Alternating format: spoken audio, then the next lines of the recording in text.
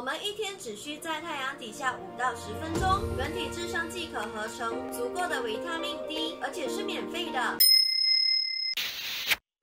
Hello， 大家好，欢迎回来 Lin TV。今天我们来聊聊母乳喂养是否会导致骨质流失，怎么样才能补充钙质，以及保护我们自身拥有的钙质呢？美国国立卫生研究院表明，女性在母乳喂养的过程中，往往会失去3到5%的骨质量。这种骨质流失是由于正在成长的婴儿对钙的需求增加而造成的。母亲所需的含钙量取决于母乳的产量和母乳喂养持续的时间。没错，母乳喂养会导致骨质少量的流失，但是母乳喂养期间所流失的骨质量通常会在母乳喂养结束后的6个月恢复，所以哺乳妈妈们不需要太担心。由于很多妈妈们担心本身的钙质不足以应对宝宝的需求，进而选择高量的钙片和牛奶作为补充钙质的来源。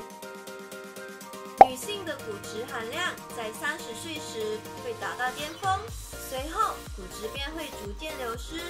到更年期时，骨质流失明显加速，更年期结束后，骨质流失的速率则会逐渐降低。事实上，摄入高量的钙质仅有少量能被身体吸收，随着年龄增长，身体对钙质的吸收也会逐渐减少，我们的身体不能自行将摄入过量的钙质排出体外，因此导致髋部骨折的风险将会提高。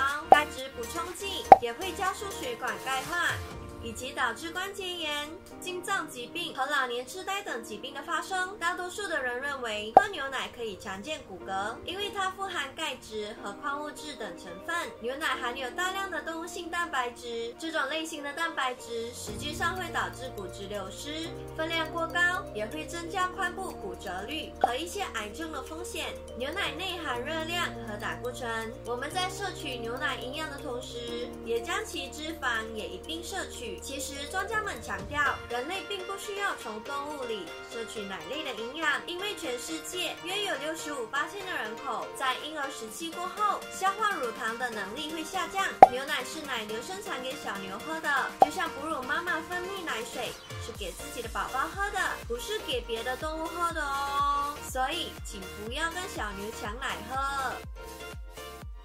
我在另一支影片里介绍关于牛奶的主题，大家可以去看看哦。我会把链接放在影片的后方。还有过量的饮酒、摄取过量的咖啡因、吸烟以及服用某种成分的药物，都会导致骨质流失，甚至是提高骨质疏松症的风险。所以，我们该如何正确的补充和保护骨质呢？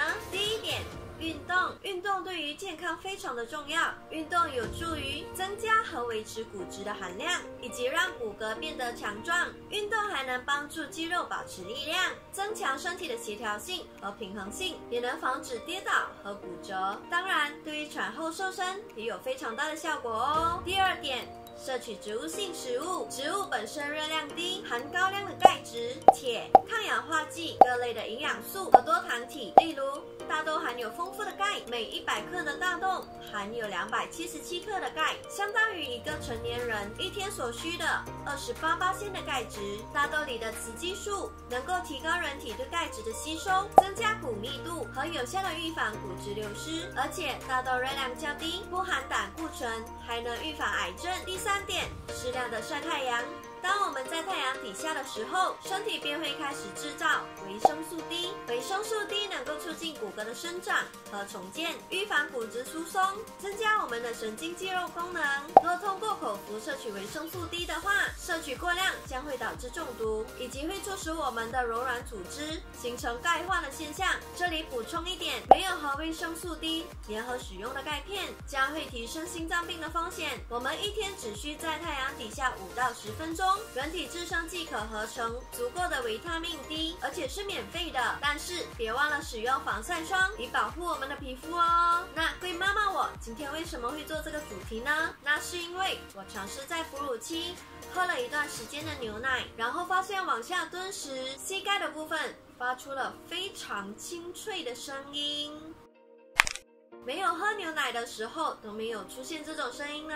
其实在这之前我就知道喝牛奶有很多的坏处，可是我还蛮喜欢喝牛奶的，偶尔还是会嘴巴痒，所以呢我们还是多做运动，一天只需15到20分钟，适量的晒晒太阳，以及从植物里摄取钙质比较安全。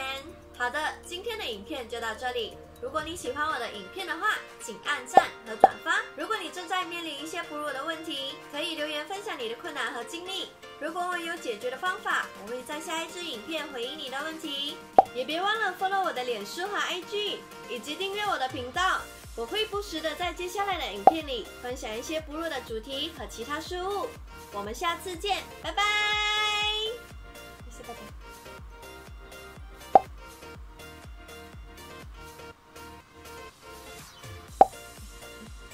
你多啦，我们下次见，拜拜。